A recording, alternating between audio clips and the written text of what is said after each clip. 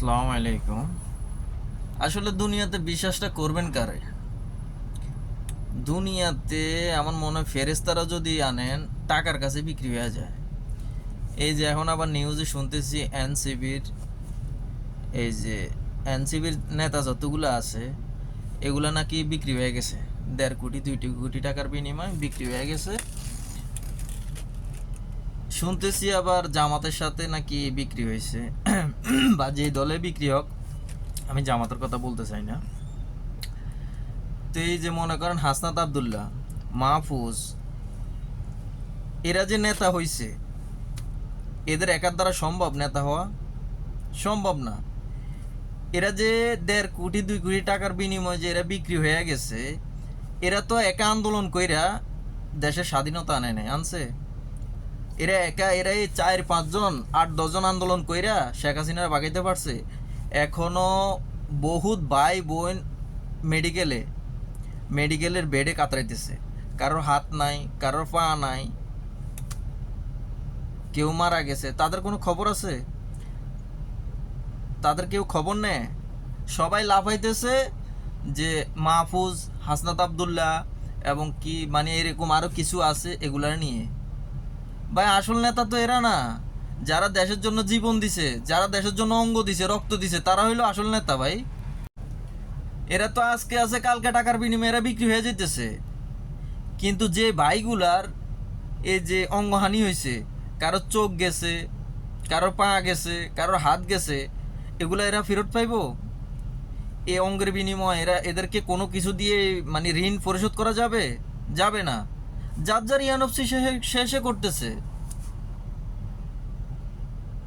যেগুলো ছাত্রনেতা ছিল, এই যে এনসিবির ছাত্রনেতা, এদের 5 আগস্ট অভ্যুত্থানের আগে এদের অর্থনীতি অত ভালো ছিল না, আর এখন দেখেন এদের কোটি কোটি টাকা, মানে এদের লাইফ স্টাইল দেখেন অন্যরকম।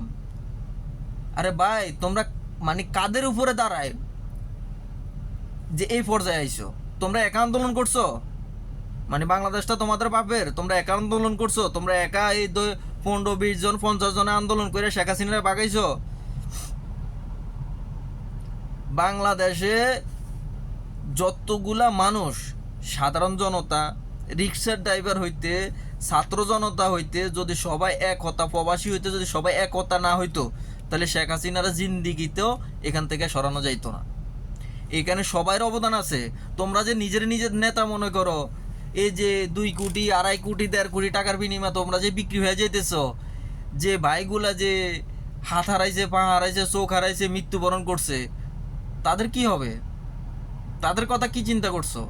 করো নাই তো।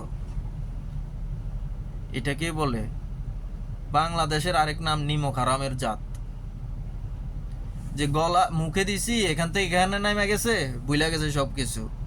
এই যে হাদি ভাই জীবন দিছে দেশের জন্য, তোমরা কি করছো? তোমরা টাকার বিনিময়ে বিক্রি হইতেছ। আর হাদি ভাইয়ের মতো মানুষ দেশের জন্য জীবন দিছে। যারা জীবন দিছে, যাদের প্রাণ গেছে বা যাদের অঙ্গ গেছে, যারা প্রতিবন্ধী হয়ে গেছে, তাদের কথা তোমরা একবার চিন্তা করছো? আবার বলতেছে যে ছাত্র সমাজ, ছাত্র দল এবং কি এনসিবি, নতুন দল, তোমরা তো ভাই টাকার বিনিময়ে বিক্রি হয়ে যাও। এই যে ইলিয়াস ইলিয়াস হোসাইনের প্রতিবেদনে দেখলাম, ইলিয়াস হোসেন নিজের মুখে বলছে উনি যে টিভি চ্যানেলটা খুলছে বাংলাদেশে, ওইটা খোলার সময় মাহফুজ ওনার থেকে 1 কোটি টাকা চাইয়া বসে। যখন ইলিয়াস আলী ফোন দিছে যে, তখন তাড়াহুড়া করে বলতেছে যে বুঝতে পারে না এটা যে ইলিয়াস আলীর, তাড়াহুড়া করে আবার এটা ই করো। ইলিয়াস আলীর মতো লোকের কাছে যদি তোমরা 1 কোটি টাকা চাও, তো সাধারণ মানুষের তোমরা কিভাবে জবাই করো?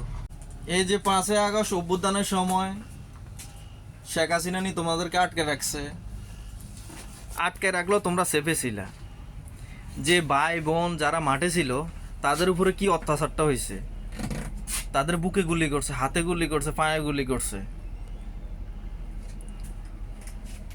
তো তারা যে রক্ত দিয়ে দেশটা স্বাধীন করলো, কি পাইলো তারা?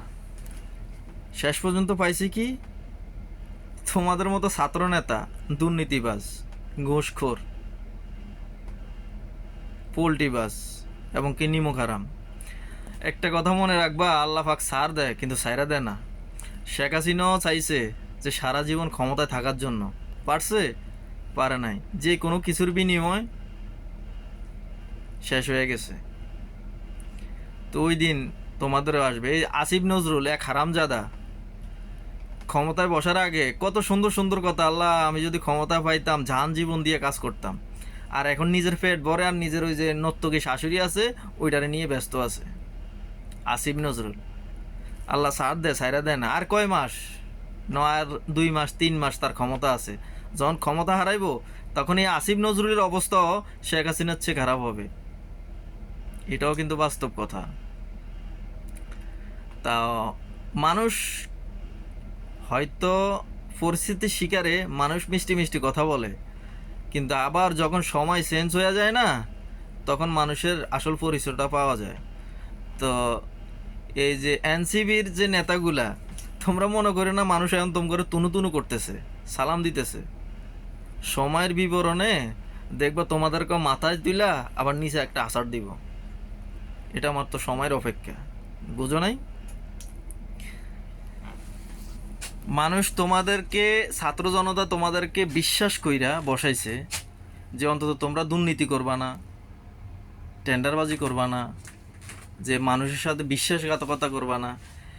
কিন্তু শেখ হাসিনা আমলিক 17 বছর যেটা না করছে, তোমরা এই 1.5 বছরে এর চেয়ে বেশি করে ফেলাইছো। ইলিয়াস হোসেনের মতো ব্যক্তির থেকে তোমরা 1 কোটি টাকা চাঁদা চাইতেছো একটা টিভি চ্যানেলের অনুমোদন দেওয়ার জন্য। তাইলে আর সাধারণ মানুষের থেকে তোমরা কি কোবান্ডা কোবাইছো? এটা আর বুঝতে বাকি রইল কি? বুঝতে কোনো বাকি নেই। আমরা সাধারণ মানুষ, বুঝতে কোনো বাকি নেই। তবে এমনও সময় আসবে যে আমরা প্রবাসীরাও আবার রেমিটেন্স বয় করে ডাক দিতে হবে, কেননা এছাড়া উপায় নেই। বুঝো নাই? তবে হাসনাত আবদুল্লাহর এক কিছু কথা ভালো লাগে, যে আমার বাবা প্রবাসী ছিল, আমি প্রবাসীর সন্তান, যে আমি বুঝি প্রবাসীদের কষ্টটা কি। এর এই কথাগুলো ভাল লাগে, এবং কি তার চাল চরিত্র বা চলাফেরা ভাল লাগে মাটির মানুষ হিসাবে। কিন্তু তার মনের ভিতরে কি জানি না, তার মনেও যদি হারামি থাকে, মানুষ যে 2 দিন পরে যে তার লাত্তি মাইরা ফালাই দিব না, এটারও কোনো গ্যারান্টি নেই। বর্তমানে দুনিয়াতে মানুষ সৎ মানুষ খোঁজে, অসৎ মানুষ খোঁজে না। আর বর্তমানে এই জিনিসটারে পুঁজি কইরা যে মিষ্টি মিষ্টি কথা বইলা 2 দিন সৎগিরি দেখায়, এরপরে মনে করেন মানুষের গলা কাটা শুরু করে দেয়। নগদ সাক্ষী প্রমাণ এই অভ্যুত্থানের পরে, এই যেমন ছাত্রনেতা এগুলা, এনসিবির যে ছাত্রনেতা এগুলো আছে, এগুলার দেখেন নগদে প্রমাণ। আরে ভাই, তোমরা দল গঠন করছো, ওকে, তোমরা টাকার বিনিময়ে আরেকজনের কাছে কেন বিক্রি হবে? তাহলে দল গঠন করছো কেন? তাহলে আর ছাত্র জনতা এত কষ্ট করে রক্ত কেন দিছে? যারা মেডিকেলে পড়ে রয়েছে, যাদের হাত পা গেছে, যাদের চোখ গেছে, যাদের অঙ্গহানি হয়েছে, কই তারা তো কোটি কোটি টাকা ইনকাম করতে পারে না এই 1.5 বছরে। তারা তো চিকিৎসাও পাইতেছে না ঠিক মতো, কিন্তু দেশটা স্বাধীন করছে তারা। তোমরা কি করছো? এক হিসাবে তোমরা উইরাই জুইরা বই এখন মনে করো ওই যে শেখ মুজিবের মতো যে বড় বড় বক্তৃতা দিছ, আর মনে করো দেশ স্বাধীন করছে সাধারণ জনগণে, এবার নিজে উইরাই জুইরা বইসা এরপরে দেশে বসে যে এরপরে বলছে যে দেশ আমি স্বাধীন করছি। তোমাদের অবস্থা, এনসিবির নেতাগুলোর অবস্থা আর শেখ মুজিবের অবস্থা সেম, সেম টু সেম।